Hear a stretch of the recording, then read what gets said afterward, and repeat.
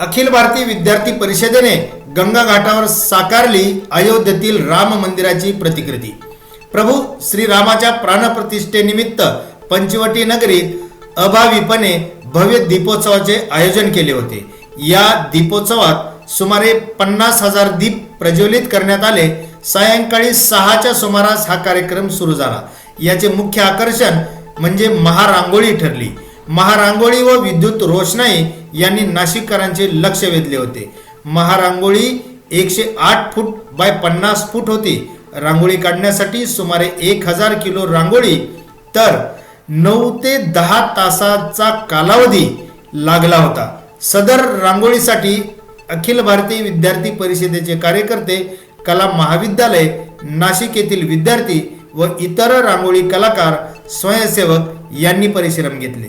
या रांगोळीमध्ये पंचवटीमध्ये घडलेला कांचनमृगा प्रसंग दाखवण्यात आला। त्याचबरोबर रामांची प्रतिकृती व भव्य अयोध्या राम मंदिर काढण्यात आले।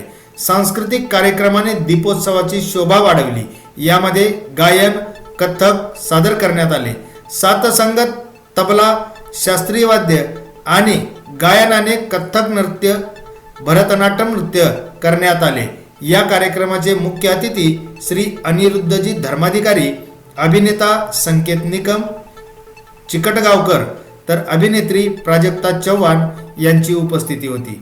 उपस्थितीत रामभक्तांनी 500 किलोच्या राम खिचडीचे आयोजन करण्यात आले होते। हा कार्यक्रम राष्ट्रीय स्वयंसेवक संघ, विश्व हिंदू परिषद, स्वामी विवेकानंद केंद्र, संस्कार भारती, नववर्ष स्वागत समिती, स्वामी समर्थ केंद्र Nashik, ploggers elite club, Robin Hood army, Purohit Sangh, Aarambh group, आरती समिती, व्यापारी असोसिएशन आणि चित्रकला महाविद्यालय, आर्किटेक्चर महाविद्यालय यांचाही सहयोग होता।